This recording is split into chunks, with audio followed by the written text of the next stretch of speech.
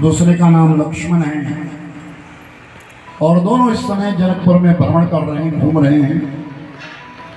तो लोग उन्हें देखने के लिए, उनकी छवि देखने के लिए अपने अपने महलों से, अपने अपने घरों से बाहर आ रहे हैं। और ये आवाज आगे से आगे चलती हुई सीता मैया के पास पहुंच गई। और सीता की जो सखियां हैं वो सब कहने लगी, सीते सुना है कि अयोध्या से दो राजकुमार आए हैं, राम और लक्ष्मण, और सुना है कि बहुत सुंदर हैं, चलो जरा हम भी देखें। तो सीता मैया ने कहा बाहर नहीं जा सकते, एक पंथ दो काज नहीं करते, चलो जरा हम भी देख कर के आए। सीता ने कहा जा नहीं सकती, मैं राजकुमारी हूँ, प्रथा महलों से बाहर नहीं निकल सकती। तुम एक काम करो, तुम जाओ ना और जाकर के अपने चौबारे पे खड़ी हो जाओ, इन्हीं गलियों से तो आ रहे हैं, यहीं से आएंगे, देख लेना उनको। बोले हम कैसे देखें, वो नीचे राजमार्ग पर चल रहे हैं और हम तो ऊंची हैं। तो सीता मैया ने एक युक्ति बताई कि एक कटोरी में चंदन घिसो, उस चंदन में कुछ अक्षत डालो, चावल के दाने, कुछ फूल डालो, और जैसे ही वो नीचे से निकले ना तो उनके मस्तक के ऊपर डाल देना, चावल डाल देना, पुष्प डाल देना, चंदन डाल देना। जब मस्तक पर कोई चीज गिरती है तो इंसान झटका देता है, एक तो पूजा हो जाएगी, चंदन डाल करके, अक्षत डाल करके पूजा हो जाएगी, और जैसे वो झटका ऊपर को देंगे ना तो उनकी शकल तुमको नजर आ जाएगी, सूरज नजर आ जाएगी। कितनी प्यारी होती है, कहा कि पत्थर मारो, आज की बात होती है कोई पत्थर मारो, खुद देखेंगे नहीं, तुम पूजा करो। याद रखना मेरे भाई बहन, जब तिलक लगाते हैं ब्राह्मण तो उसके पश्चात अक्षत लगाते हैं, उसका कोई कारण है। अक्षतान चारिष्टमस्तु, यानी जो आरिष्ट हमें आया हो, कोई कलेश बाधा आई हो, तो ब्राह्मण के द्वारा लगाया गया तिलक, किया गया तिलक हमारी विघ्न बाधाओं को दूर करता है। कोई भी महिला हो, कोई भी पुरुष हो, याद रखना तिलक लगाना अनिवार्य होता है। जो विधवा और सधवा स्त्रियां हैं उनको चंदन का लेप कहा गया है, विभूति लगाई गई है, और सौभाग्यवती स्त्री के लिए कुमकुम लगाना मस्तक में अनिवार्य माना जाता है। ये जो तुम मांग भरते हो कुमकुम से मांग नहीं भरी जाती, मांग भरने के लिए सिंदूर होता है। जो सिंदूर हनुमान जी को चढ़ाया जाता है वही तो मांग में डाला जाता है। और इस बात का उदाहरण हमारा यूपी, उत्तर प्रदेश और बिहार है। याद रखना सीता मैया जब अपनी मांग भर रही थी ना तो मांग में वो कुमकुम नहीं लगा रही थी, वो सिंदूर लगा रही थी। तो जब सीता मैया ने अपनी मांग में सिंदूर लगाया तो हनुमान जी ने पूछा, माँ ये क्या लगा रही हो? ये सिंदूर लगा रही हूँ। क्यों?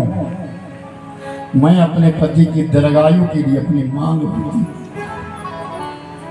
तो हनुमान जी ने छीन लिया उस सिंदूर को, बोले माँ तू खाली मांग में लगाएगी, मैं अपने पति उस राम के लिए, जो मेरा पति है, जो मेरा इष्ट है, उसके नाम से पूरे शरीर में ही सिंदूर लगा दूंगा।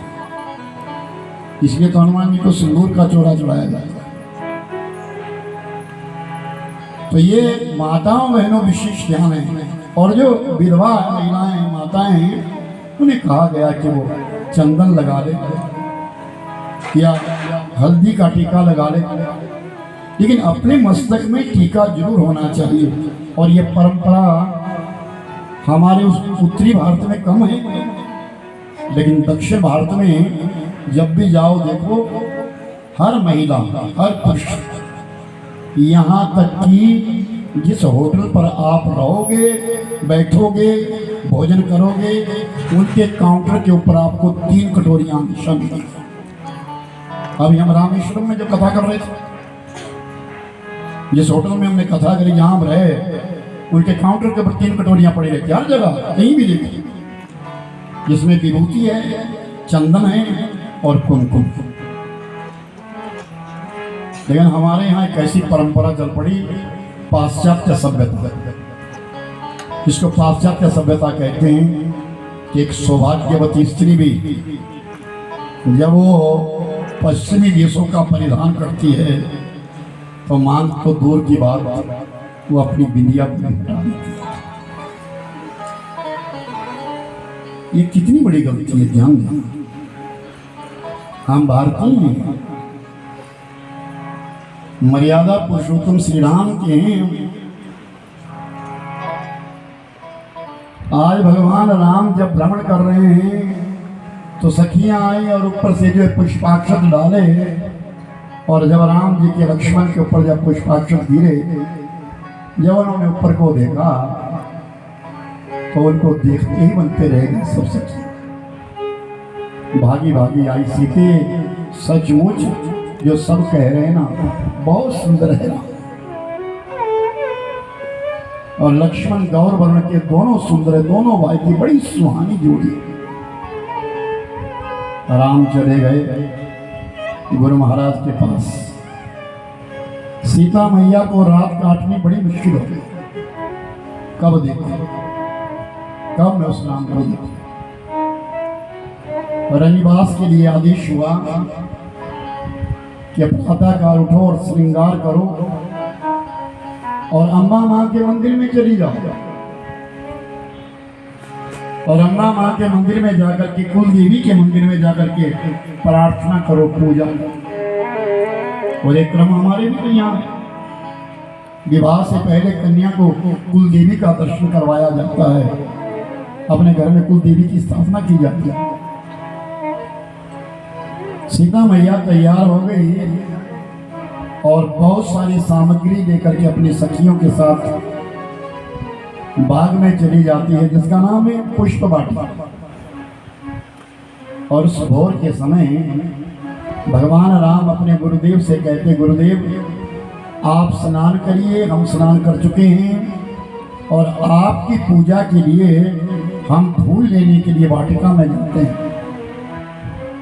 और फूलों की वाटिका के बीच में भगवान राम एक तरफ से जा रहे हैं और दूसरी तरफ से सीता अपनी सखियों के साथ आ रही है। लक्ष्मण ने देखा बड़े सुंदर सुंदर फूल खिले हैं, बोले भैया फूल तोड़ लूं? नहीं भैया, हम तो मेहमान हैं, हमें कौन मना करेगा। नहीं, लक्ष्मण मर्यादा ये नहीं कहती। आज हम जिसके यहाँ आए हैं वो एक वेदांती राजा है, और इस बाग का जो माली है इस समय वही इसका मालिक है। हम माली के बिना पुष्प नहीं तोड़ेंगे। तो माली सामने खड़े थे, माली से कहा, माली हमारे लिए पूजा के लिए पुष्प दे दो। उन मालियों ने हाथ जोड़ लिए, प्रभु रात्रि में आप भ्रमण कर रहे थे, सबने आपको देखा, लेकिन हम नहीं देख सके क्योंकि हम तो यहाँ थे। आज हम धन्य हो गए, आप हमें दर्शन देने के लिए आए हैं, आप थोड़ा भ्रमण करो, इतने में हम आपको फूलों की माला तैयार करके दे देंगे। अब भगवान राम और लक्ष्मण चले हैं, आगे से सीता आई, और सीता की दृष्टि जब राम पर पड़ी और राम की दृष्टि जब सीता पर पड़ी तो 4 नेत्रों के 2 नेत्र हो गए, और दोनों नेत्रों में विवाह हो गया। और लक्ष्मण पीछे से मन ही मन में सोचता है, वाह भैया तेरा तो विवाह हो गया, लेकिन मैं तो कुंवारा रह गया।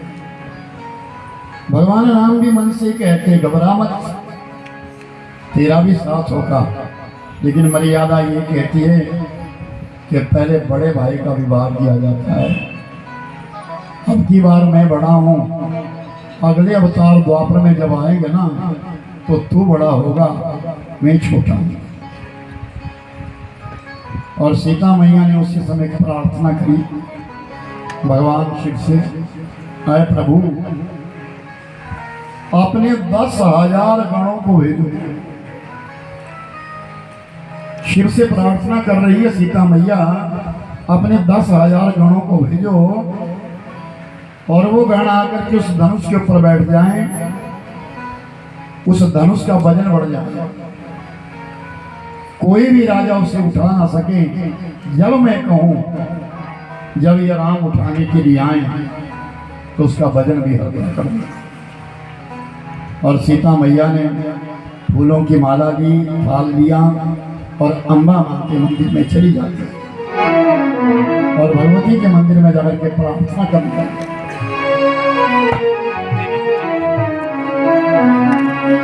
जय जय गिरिवर राज किशोरी, जय जय गिरिवर राज किशोरी, जय जय गिरिवर राज किशोरी, जय जय गिरिवर राज किशोरी।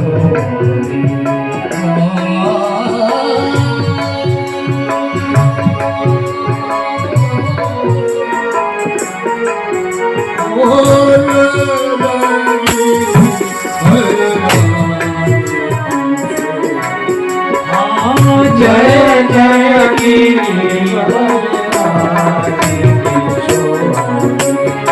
किशोरी,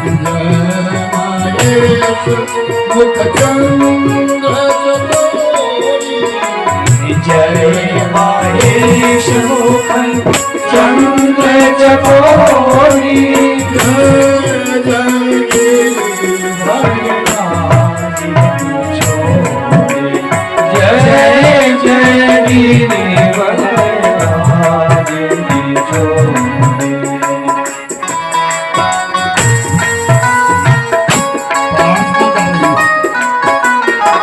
उस माँ के द्वारा भवानी की प्रार्थना कर रही है।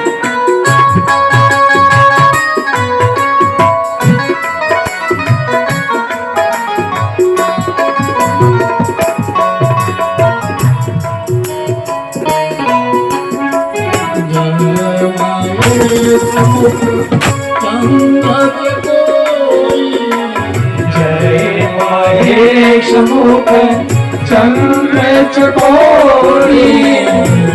जय महेश चंद्र चकोरी, जय महेश मुख चंद्र चकोरी, जय जय गिरिवर राज किशोरी, जय जय गिरिवर राज किशोरी, जय गिरिवर राज किशोरी।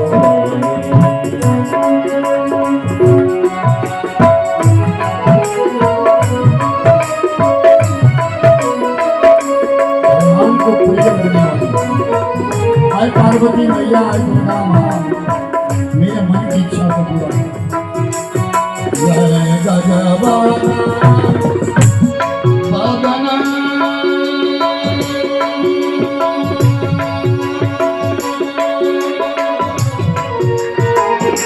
ओ जय गजबा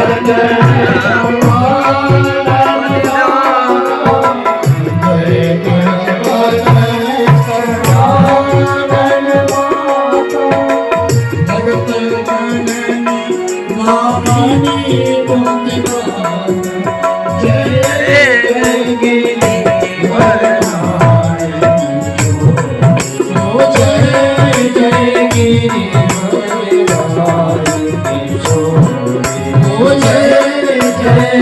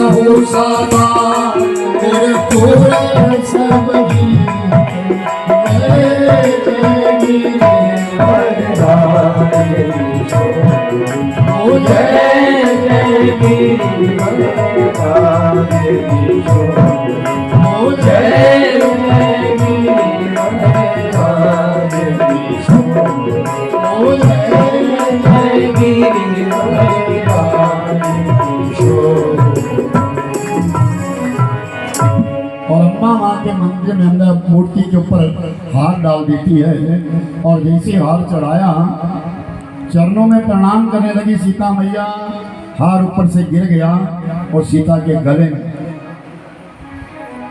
उसी समय आकाशवाणी हुई, सुनु सिया सत्य आशीष हमारी पूजई मनोकामना तुम्हारी। सीता सुन, मेरी आशीष है तुम्हारे लिए, तुम्हारे मन की इच्छा पूर्ण होगा। और सीता मैया लौट गई, अपने महलों में आ गई। भगवान राम लक्ष्मण दोनों भाई गुरुदेव के पास पहुंच गए। पूजा करने के पश्चात प्रातः काल का अल्पाहार, जिसको नाश्ता बोलते हैं, अल्पाहार सबने मिलकर किया। उसके पश्चात रंगभूमि की ओर, जहाँ वो धनुष रखा है, जहाँ स्वयंवर होना है, वहाँ के लिए दोनों भाई चले।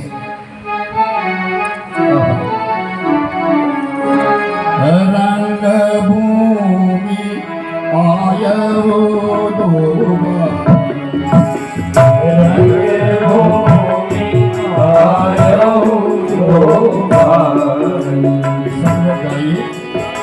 हिंदी बोल रहा हूँ, चौपाई को गाओ, अपने मुझसे गाओ और पीछे राम राम बोल, जैसे मैं कह रहा हूँ। रंगभूमि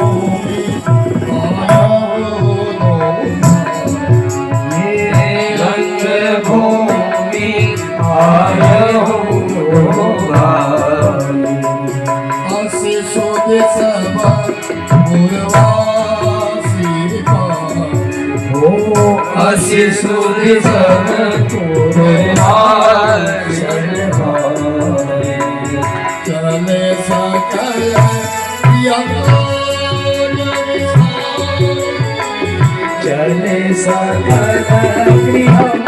आज विसारी बाल जुबान जठर नर नारी। श्री राम जय राम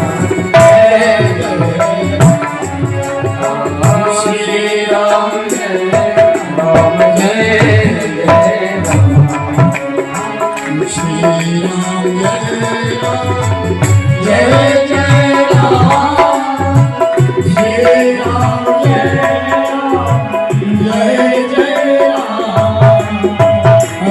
रंगभूमि आए रंगभूमि आए रंगभूमि आए।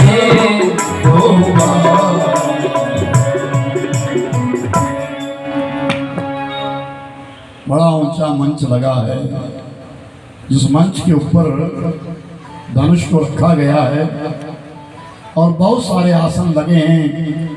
तो भगवान राम ने अंदर जाकर के क्या देखा, बड़े बड़े योद्धा आए हैं, बलवान राजे महाराजे बैठे हैं आकर के। रावण आया है, बाण छुड़ाया, अनेक आए, बहुत आए। विश्वामित्र के संग भगवान राम चले गए। विश्वामित्र जी जिस आसन के ऊपर बैठे, विश्वामित्र के चरणों के पास दोनों भाई नीचे बैठ गए। कहा जाता है कि गुरु के समान आसन पर बैठना नहीं।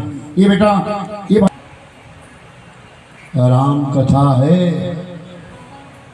ये ड्रामे नहीं है, नाटक नहीं है, पिन ड्रॉप्स है। मैया बरमाला लेकर के खड़ी हो गई है ऊपर अपनी माँ सुनैना के साथ, सखियों के साथ। राजा जनक सिंहासन पर बैठ गए हैं। भाट आए और भाटों ने आकर के प्रतिज्ञा सुनाई। राजा जनक की लड़ी जिसका नाम सीता है, जो धरती से मिली थी। कथा आती है कि दंडकारण्य के बीच में बहुत सारे ऋषि मुनि रहा करते थे और वो यज्ञ करते थे। और यज्ञ का धुआं जब भी आकाश में जाता तो रावण अपने सेवकों को भेज देता और उस यज्ञ को बंद करवा देता। रावण नहीं चाहता था। एक दिन की बात की ऋषि मुनि सब आहुतियां दे रहे हैं। वेदिका के मध्य में कलश रखा है जिसको प्रधान कलश कहते हैं। उस कलश में आवाहन किया है लक्ष्मी का। लक्ष्मी मैया की आराधना कर रहे थे। रावण आया। रावण ने पूछा है क्या कर रहे थे? हम यज्ञ कर रहे हैं रावण। जिस धरा धरती पर तुम रह रहे हो इसका मालिक तो मैं हूं। महाराज हम तो कुछ खाते ही नहीं आपका, हम तो कंदमूल फल खाते हैं। ये कंदमूल फल भी तो मेरी धरा का है। तुम्हारे शरीर में जो रक्त बह रहा है वो मेरी वजह से। तो ऋषि मुनियों ने कहा महाराज यज्ञ करने करो, लेकिन पहले कर दो।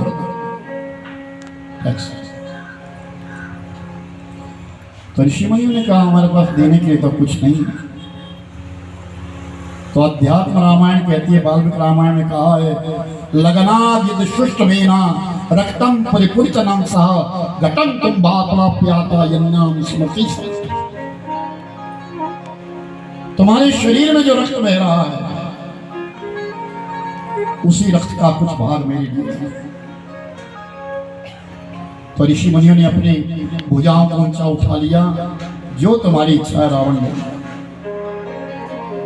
तो रावण ने उस कलश को खाली कर दिया जिसमें पानी भरा था।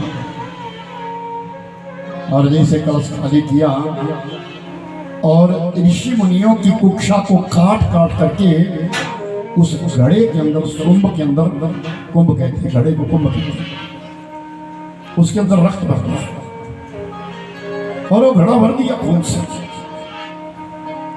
और ऋषि मुनियों का खून लेकर के रावण अपनी लंका में चला। रावण था तो विद्वान, विचार करने लगा ये क्या किया मैंने। ये साधारण खून नहीं, तो ऋषि मुनियों का खून है, उपद्रव कर देगा, अनर्थ हो जाएगा। तो रावण ले तो गया। और रावण का विवाह हुए अभी 4 महीने। रावण गया और उस घड़े के लिए रावण ने अपने शयन कक्ष में रखा। और जब शयन कक्ष में रख दिया तो मंदोदरी बैठी थी। रावण की पत्नी मंदोदरी ने पूछा ये क्या है स्वामी, छूना मत किसी। इस घट के अंदर, इस घड़े के अंदर जहर से भी विषैली वस्तु है, इसे छूना मत। जब ये कहा तो मंदोदरी शांत हो गई।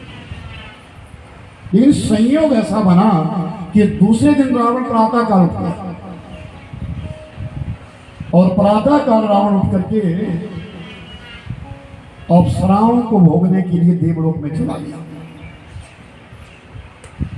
मंदोदरी अकेली, अभी विवाह हुए केवल 4 महीने मुझे। और रावण गए हुए आज 1 सप्ताह बीत गया। मंदोदरी सोचने लगी मुझ में क्या कमी है जो मेरा पति मुझको छोड़ करके चला गया। मुझ में कमी क्या है, मेरे में क्या कमी है, क्या मैं सुंदर नहीं हूं? 1 महीना मंदोदरी ने इंतजार किया, रावण नहीं आया। एक दिन पड़ी थी अपने बिस्तर के ऊपर और विचार करने लगी मुझे मर जाना चाहिए। मेरे होते हुए मेरा स्वामी, मेरा पति अप्सराओं को भोग रहा है, मुझे मर जाना चाहिए। फिर मंदोदरी विचार करती है, क्या समुद्र में छलांग लगाऊं? और अगर मैं समुद्र में छलांग लगाऊंगी तो लोग पता नहीं क्या कहेंगे। सोती सोती अपनी आंखें खोली और जैसे आंखें खोली सामने वो घड़ा नजर आ गया, जिस घड़े में रावण ने कहा था कि विष से ज्यादा जहरीली वस्तु इसे मत छूओ। मंदोदरी ने विचार किया, ये विष है, जहर तो है।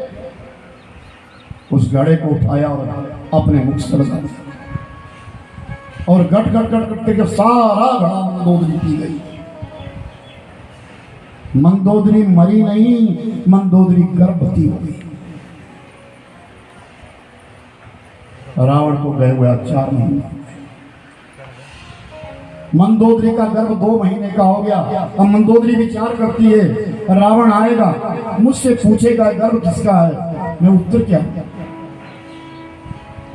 मेरे पास कोई जवाब नहीं। मंदोदरी मायावी, भगवान की भक्त भी। मंदोदरी ने विचार किया, मुझे गर्भस्थ स्नाव करना। विमान बुलाया, मंदोदरी विमान में वो बैठी और कुरुजांगर चली गई। कुरुजांगर क्षेत्राद वर्ते यनमश्री यन मूर्तिकाम धारा जनक प्रभाविता सा। कुरुजांगर में चली गई और कुरुजांगर के बीच में जाकर के गर्भस्थ स्नाव किया और एक घड़ा था, उस घड़े के अंदर भर करके उसे जमीन के बीच में दबा दिया। लौट मंदोदरी तो लौट गई। कहते जिस जगह पर अपराध होता है, जहां कोई अपराध होते हैं, वहां सबसे बड़ा दुख वहां के सनातनी व्यक्ति के लिए होता है। अगर कोई यहाँ गौ मर जाए ना रास्ते में, तो लोग तो आते जाते देखेंगे, चले जाएंगे, लेकिन जिस हृदय में मर्म होगा, जिसके अंदर कुछ ज्ञान होगा, उसे पीड़ा हो जाएगी, गजब हो गया गौ। उस समय वेदांती नगर के राजा जनक महाराज जो बड़े विद्वान थे, उस कुरुजांगर क्षेत्र के बीच में राजा जनक का वो नगर आता है और राजा जनक के यहाँ दुर्भिक्ष पड़ गया, अकाल पड़ गया। गर्भस्नाव करने से, गर्भपात करने से एक ऋषि की हत्या करने का पाप लगता है। सब ध्यान से सुना, ये बहुत बड़ा अनर्थ है।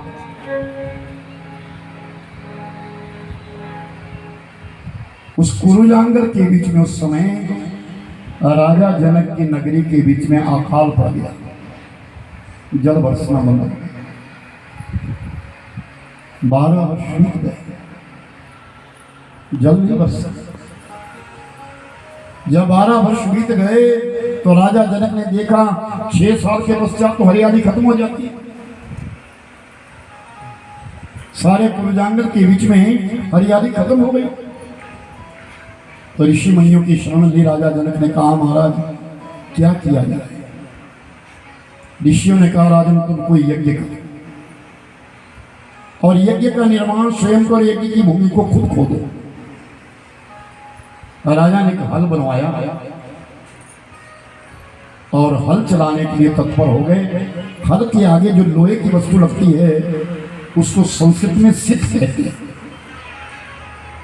सिख चलने लगा, इधर से उधर गया, उधर से इधर को, भूमि खोद रहे हैं, यज्ञ करने के लिए संतन बना रहे हैं।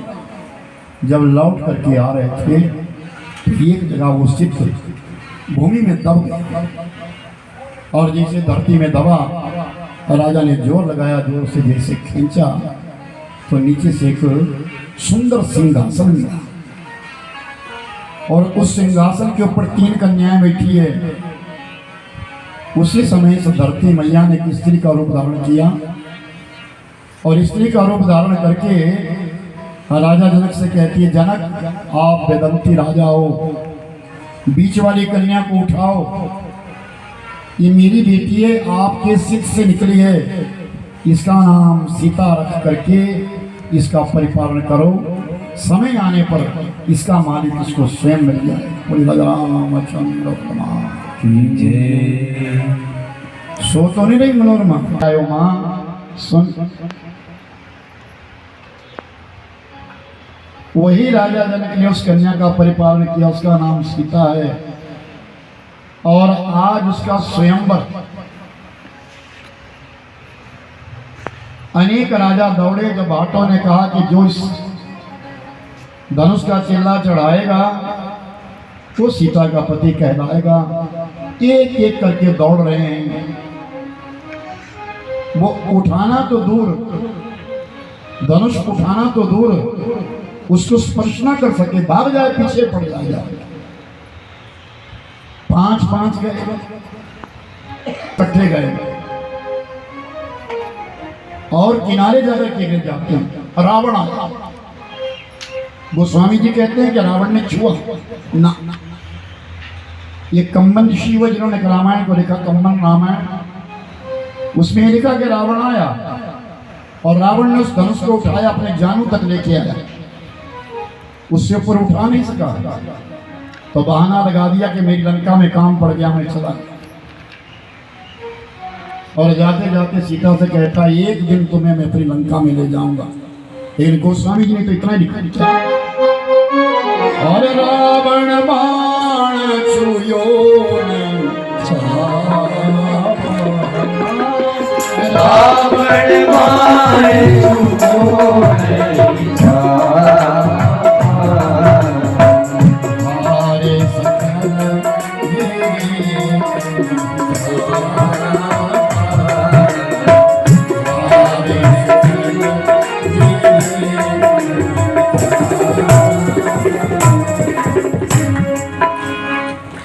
रावण बाण छुयो नहीं चाहिए।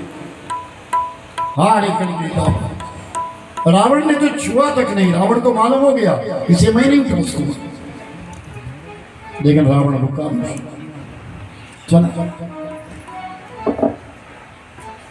और जब इस प्रकार के सब हार हार करके बैठ गए, तब राजा जनक को दुख हो गया। ओ जब जान जा बात मट मानी, जब जान को बात मट मानी, वीर महिमा जानी, वीर महिमा जानी, ताजा हो आस निज निज के राजाओ, ताजा हो आस निज निज के राजाओ, निधाना विधि दे जाए, निधाना विधि दे जाओ। श्री राम जय राम जय जय राम, श्री राम जय राम जय जय राम। मंगल भवन अमंगल हारी, मंगल भवन अमंगल हारी, जब दशरथ अजय बिहारी, जब दशरथ अजय बिहारी। श्री राम जय राम जय जय राम, श्री राम जय राम जय जय राम। राजा जनक ने जब देखा कि कोई भी नहीं उठा सका, तो राजा जनक ने बड़े उच्च स्वर से कहा, जब जन को वहां के बड़े बीना वीर महीन मही मैयानी। मैं समझ गया कि ये जो धरती है ये वीरों से खाली हो गई है। और राजा जनक कहते मैं समझ गया कि ये सारी धरती वीरों से खाली हो गई है, इसलिए ताजा हो आस निज निज गृह जाओ, आस छोड़ो और अपने अपने घर चले जाओ। क्यों? कि लिखा न विधि विधि ही विवाह, उस विधाता ने, उस परमात्मा ने इस विधि का, इस सीता का विवाह लिखा ही नहीं होता। ताजा हो आस निज निज गृह जाओ। वीर वही न वही मैं जान गया कि धरती आज वीरों से खाली हो गई। इस धरती के ऊपर कोई वीर नहीं है। इतना कहना था ना, लक्ष्मण खड़ा हो, अपने शब्द वापिस लो। अरे राजन, अभी अयोध्या के राजकुमार तो खड़े हुए ही नहीं। और जब उच्च स्वर से कहा तो भगवान राम ने लक्ष्मण को पकड़ लिया और कहा नीचे बैठो। गुरु के सामने उच्च स्वर में बात नहीं करते। हमारे गुरुदेव बैठे हैं, गुरुदेव के सामने कभी नेत्र मिला करके बात नहीं, गुरुदेव के ऊंचा आसन नहीं, गुरु के सामने अधिक बोलना नहीं। लक्ष्मण नीचे बैठ गए। अब राजा जनक को संताप हो गया। उठो राम बन जाऊ बचापा, मीट उतात जनक परिताप।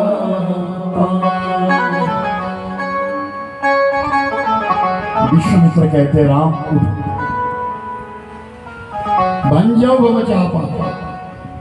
ऐसा नहीं कहा कि तुम भी देख लो, नहीं, उठाओ और इस धनुष को खड़े खड़े बन जाओ बचापा।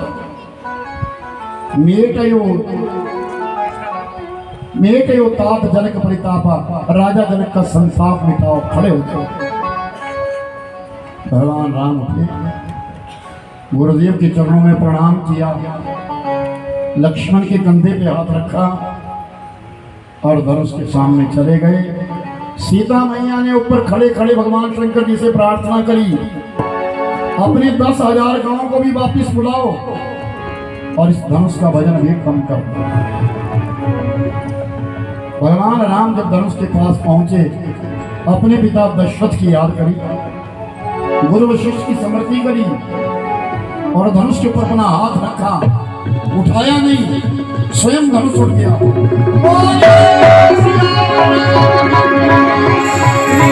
जय सिया जय सिया जय। धनुष को उठाई नहीं, धनुष टूट गया। और जैसे वो धनुष टूट गया, चारों तरफ से सब राजे दौड़ गए, मारो मारो इसके लिए। लक्ष्मण खड़ा हो गया, किसी की हिम्मत नहीं आ गया। क्यों? कि जो चीज मुझे नहीं मिली उसे क्यों मिली? इसको ईर्ष्या कहते, वही ईर्ष्या है, कोई जो हम नहीं दे सके इसके भी क्यों मिले। लेकिन लक्ष्मण के आगे सब थर-थर कांप गए। और जब लक्ष्मण खड़े हुए ना, तो विश्वामित्र ने कहा लक्ष्मण एक बात बताओ, धनुष तो राम उठा रहे हैं, जोर तो राम का लग रहा, तुम क्यों खड़े हो? तो लक्ष्मण कहते हैं गुरुदेव, जिस धरती पर आप बैठे हैं, हम बैठे हैं, वो धरती मेरे मस्तक के ऊपर है, मैं शेष हूं। राम धनुष उठा रहे हैं, ऐसा ना हो कहीं कि धनुष इतना वजन है ये धरती हिल ना जाए, और अगर यह धरती हिल गई तो प्रलय हो जाए, इसलिए मैं अपने पांव से इसे दबा रहा हूं। और अब सुनैना सामने आ गई, सबके बीच में प्रसन्नता हो रही है, सब भाव श्रद्धा के साथ सामने आ गए। और सीता मैया वरमाला लेकर के भगवान राम के सामने खड़ी हो गई। और राम भी अब सीता के सामने खड़े हैं, और सीता के लेकर के सखियाँ आई है, लेकिन राम जो है ना बड़े अकड़े हैं। और राम ने अपना काम कर लिया तो बड़ी अकड़ आ गई, राम पीछे हो गए। सीता मैया छोटी है, राम लंबे हैं, हार पहनाना चाहती है, लेकिन वो झुकते नहीं।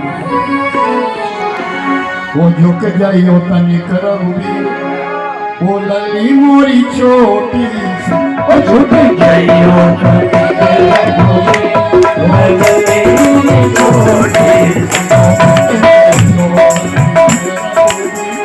वो लली मोरी छोटी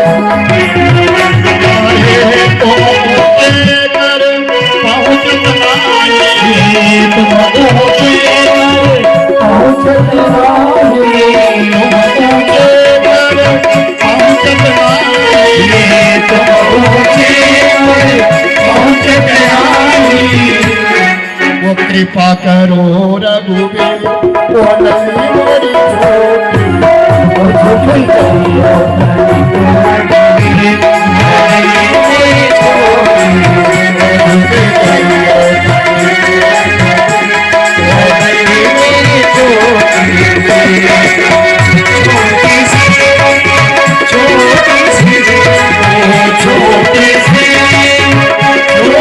सी, वो झुक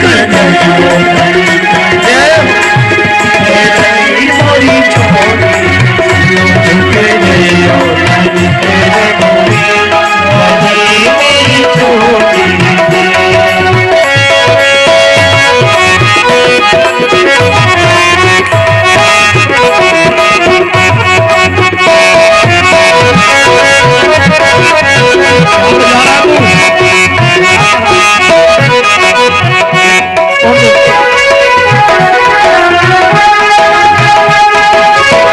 छोटी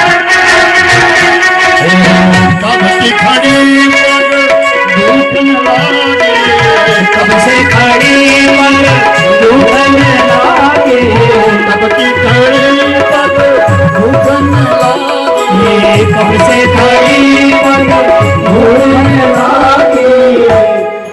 तुम हो बड़े बेटी, वो लली मोरी छोटी, वो झुक जाइयो तनिक रघुबीर, वो लली मोरी छोटी सी, वो झुक जाइयो तनिक रघुबीर, वो लली मोरी छोटी सी, छोटी सी, छोटी सी, वो लली मोरी छोटी सी, झुक जाइयो तनिक रघुबीर, वो लली मोरी छोटी सी।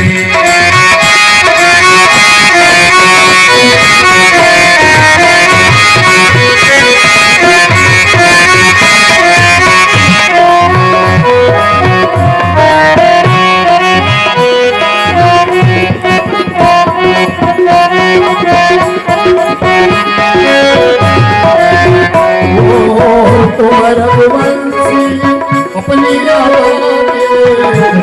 रघुवंशी अपनी आगे, तुम रघुवंशी अपनी तुम रघुवंशी अपनी आगे, सखी की पर पे वो लली मोरी छोटी, वो झुक जाइयो तनिक रघुबीर, वो लली मोरी छोटी, वो झुक जाइयो तनिक रघुबीर, वो लली मोरी छोटी सी। छोटी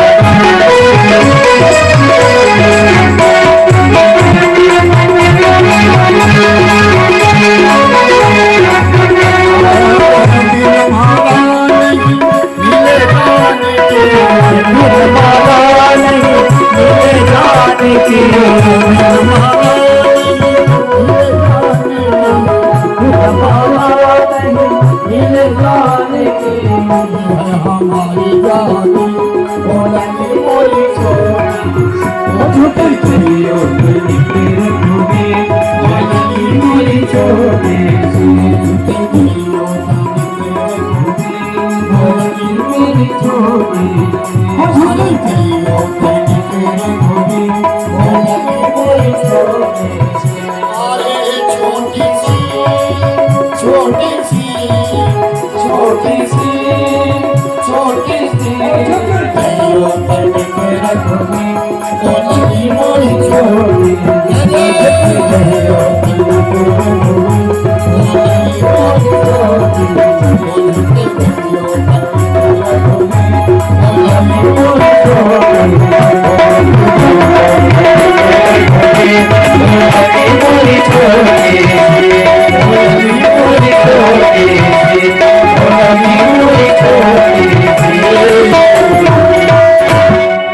सीता मैया को वरमाला लिए हुए काफी समय हो गया, राम झुक नहीं रहे। और जब राम नहीं झुक रहे ना तो लक्ष्मण को एक शरारत शुरू, कुछ काम करें, ये तो भाभी तो थक गई। तो लक्ष्मण गए और जाकर के राम जी के चरणों में लेट गए, प्रणाम नहीं किया, लेट गए और उठे ना, ऐसा प्रणाम किया कि उठे ना। तो भगवान राम कहते लक्ष्मण उठो, बोलो नहीं अभी नहीं उठता। तो लगा राम जो है ना लक्ष्मण को उठाने के लिए नीचे जैसे झुके ना वैसे ही लक्ष्मण ने कहा भाभी जय सिया राम, जय सिया राम, जय सिया राम, जय सिया राम, जय सिया राम, जय सिया राम। रघुपति राघव राजा, रघुकुल में पैदा हुए, रघुपति नाम हुआ। बचपन में नाम रखा राघव। और पतित कौन? अहिल्या, उसको किया पावन, पतित पावन। और आज हो गए सीता। रघुपति राघव राजा राम पतित पावन सीता राम। रघुपति राघव राजा राम पतित पावन सीता और सीता राम जय सीता राम, भज प्यारे तुम सीता राम, सीता राम जय सीता राम, भज प्यारे तुम सीता राम। रघुपति राघव राजा राम पतित पावन सीता राम, रघुपति राघव राजा राम पतित पावन सीता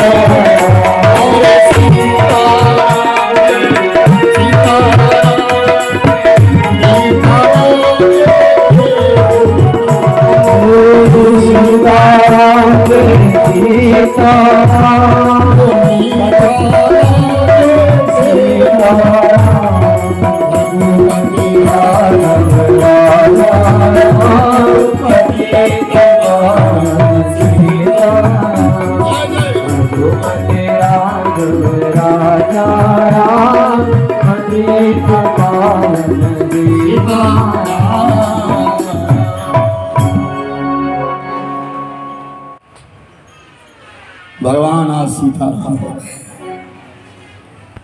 तो विश्वामित्र ने कहा राजन परिणय तो हो गया, गंधर्व विवाह हो गया, लेकिन अब मर्यादा के अनुकूल बारात अयोध्या से आई। किसी कुशल व्यक्ति को भेजा जाए, संदेश वाहक को भेजा जाए, और जो जाकर के राजा दशरथ से कहें कि आप बारात लेकर के आइए, उनके लिए निमंत्रण दें। तो राजा जनक का एक कुशल संदेह बात था, उससे कहा तुम जाओ अयोध्या में जाओ और बारात लेकर के। अयोध्या में जिस समय ये संदेश पहुंचा तो सुख की सीमा नहीं रही। किसी ने भी ये बात नहीं कही कौन होता है हमारे पुत्र की शादी करने वाला, विश्वामित्र कौन है, हम तो अपनी मर्जी से करते नहीं, जो गुरुदेव ने कर दिया सत्य। बारात सुसज्जित होने लगी, गुरु वशिष्ठ तैयार हुए, उनके लिए सेविका लाई गई, पालकी लाई गई। भरत और शत्रुघ्न बड़े आनंद से तैयार हुए, राजा दशरथ तैयार हुए, अयोध्या के बहुत सारे नौजवान तैयार हुए, लेकिन महिला एक ही थी। अब सोचो तुम में आज में और उस समय कितना अंतर है। पुरुषों की गाड़ी बाद में बुक होती है, पहले तुम्हारी गाड़ी बुक होती है। कितना बदल गया। देख तेरे संसार की हालत क्या हो गई भगवान, वो कितना बदल गया इंसान। और बारात जब सजी, जिस समय अयोध्या से बारात निकली, देवता भी आकाश मार्ग में फूल बरसाने लगे। आज एक चक्रवर्ती सम्राट जनकपुर के राजा वेदांती से मिलने के लिए जा रहा है, और जब दरवाजे पे पहुंचे और जाकर के जब मिलन होने लगा ना, तो राजा दशरथ ने राजा जनक के चरणों में प्रणाम। और राजा जनक कहते महाराज ये क्या कर रहे हो, आप चक्रवर्ती सम्राट है। राजा दशरथ की वाक्य है, जनक हम लेने वाले हैं, तुम देने वाले। लेने वाले से दाता बड़ा है, जो दुनिया को देता है। हम तो लेने वाले, हम तो देने वाले तो तुम हो। और सही बात है मेरे भाई, जो देता है, याद रखना, कतार में खड़ा हुआ व्यक्ति जो लेने के लिए आगे जाता है और देने के लिए पीछे हट जाता है, उसको मानव कहा जाता है। मानव वही है जो देने के समय आगे हैं और लेने के समय पीछे। राजा जनक की यहाँ बारात पहुंची है, बारातियों का भव्य स्वागत हुआ है। आज रात्रि में 5 महापुरुष बैठे हैं, गुरु वशिष्ठ, विश्वामित्र, सतानंद, राजा जनक, कुशकेतु और उनके सबके मुखिया राजा दशरथ। सब में मंत्रणा होने लगी। इस जनकपुर में 4 कन्याएं हैं और अयोध्या में भी 4 राजकुमार हैं। राजा जनक की एक अपनी बेटी है जिसका नाम है उर्मिला। राजा जनक के छोटे भाई है जिसका नाम है कुशकेतु। उस कुशकेतु की भी 2 कन्याएं हैं, एक मांडवी और दूसरी श्रुतकी। क्यों ना चारों भाइयों का विवाह 4 बहनों से कर दिया जाए। विचार करिए, आज गुरु वशिष्ठ और विश्वामित्र लगन बना रहे हैं और प्रातः काल 4 वेदिका बनाई गई। 4 वेदिकाओं में 4 बहनों को बिठाया गया। राम के संग सीता का विवाह, भरत के संग मांडवी का विवाह, लक्ष्मण के सहित उर्मिला का विवाह और शत्रुघ्न का विवाह श्रुत कीर्ति के साथ कर दिया गया, संपन्न हो गए। 1 महीना भर बारात तुम्हारे, नाना प्रकार के पकवान बनाए जा रहे हैं। और जनकपुर की कितनी स्त्रियां हैं जो नाना प्रकार की गालियां देती हैं बारातियों के लिए। एक बहुत बड़ी बात थी, बारातियों को जब मीठी गालियां दी जाती थी। आज तो किसी को गाली दे तो थप्पड़ मार के चले, हम नहीं करेंगे शादी, हम गए। लेकिन उसमें एक आनंद था, वो एक मर्यादा में थी, मर्यादा में रहती थी। हास परिहासम हेलम विनन बवा नवम्या नगरीताम क्षुणा पीतम जपटता। 9 जगह कहा जाता है कि झूठ को भी सही माना। विवाह में अगर कोई झूठ बोल रहा है तो चलेगा, हास परिहास में झूठ बोल रहा है तो चलेगा, किसी की जान बचाने में झूठ बोल रहा है तो चलेगा, धर्म को बचाने के लिए झूठ बोला जाए तो चलेगा, और मीठे प्रेम में अगर झूठ बोला जाए वो भी चलेगा। वो सच्चिदानंद उसका कोई दोष नहीं है। ऐसे और जगह असत्य बोलना पाप है, आयु को क्षीण करता है। 4 वेदिका बना दी गई और बड़े सुंदर तरीके से विवाह हुआ। 1 महीना भर बारात रही है। 1 महीने के पश्चात आज जब विदाई का समय आया, जिस समय विदाई का समय आया तो सुनैना ने एक ब्राह्मणी को बुलाया और ब्राह्मणी को बुला करके कहा, मेरी इन बेटियों के लिए कोई अच्छी शिक्षा दो। और उस ब्राह्मणी ने सदाचार की शिक्षा चारों बहनों को दी। और आज बहुत सारा देश राजा जनक ने तैयार किया, हाथी दिए, घोड़े दिए, सेवक दिए, दास दिए, दासियां दी, और राजा दशरथ के आगे झुक गए। क्षमा करना महाराज, मेरी बेटियां ज्यादा कुशल नहीं हैं, ये मेरी कन्याएं हैं। और जब राजा जनक ने कन्याओं की विदाई दी ना, तो मेरे भाई बहन अश्रुओं की धारा उस सुनैना और कुछ केतु पत्नी और साथ में राजा जनक के नेत्रों से बह रही है। उनके आंसुओं को पहुंचने के लिए भगवान राम स्वयं सामने खड़े हो गए, अपनी कन्या का दान देते हैं। हम में लाखों त्रुटियां हैं, आप समझ। अपने जीवन में सिखाया तो बहुत है, इनको बताया तो बहुत है, लेकिन फिर भी कमी होगी। और अपने घर ले जाना, माँ कौशल्या से भी ये कहना, हमारी बेटियों को अपनी बेटियां मानना, जो कुछ कमियां इनमें हैं उन्हें आप नज़रअंदाज करके अपने तरीके से हमारी कन्याओं को अपने यहाँ ढाल लेना। आपके चरणों में हमारा कोटि कोटि प्रणाम है। कौशल्या के लिए विनती करी, सुमित्रा के लिए विनती करी, कैकेयी के लिए विनय करी। सुनैना ने बहुत सारा आशीर्वाद दिया और आशीर्वाद दे करके चारों बहनें आंगन में खड़ी हुई है। उनके हाथ में लाजा दी जा रही है, खीले दी जा रही है, वो से पीछे फेंक रही है। आपके यहाँ भी खीलों को दिया जाता है। बेटी घर में जब जाती है तो खीले उछाल के जाती है, उसका एक बहुत बड़ा कारण है, सब ध्यान से सुनिए। तो बेटी आशीर्वाद देती है, अपने जाते समय आशीर्वाद देती है, आप खूब फले फूले, जिस क्रिया से मुझे आज कन्यादान किया रहा है वो खूब फले फूले। लेकिन विचार करना, आज उस आशीर्वाद को होटल वाले ले रहे हैं, आज उस आशीर्वाद के लिए रिजॉर्ट वाले ले रहे हैं, बड़े बड़े गेस्ट हाउस वाले ले रहे हैं, क्योंकि इंसान चाहता ही नहीं कि हम अपने घर से कन्यादान करें। कन्या आशीर्वाद देती है उस घर के लिए, लेकिन इंसान इतना भूल गया, पाश्चात्य सभ्यता इतनी बढ़ गई, नहीं हम बड़े होटल से करेंगे।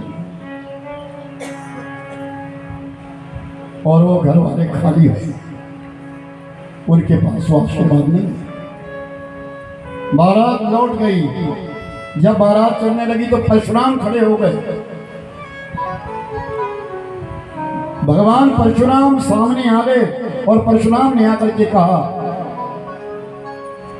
ते ही अवसर सुनी शिवदानु भंगा, जान मृगुकुल के पतंगा, जान मृगुकुल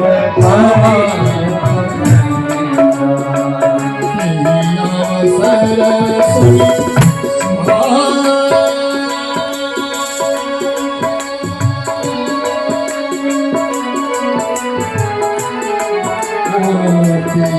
अवसर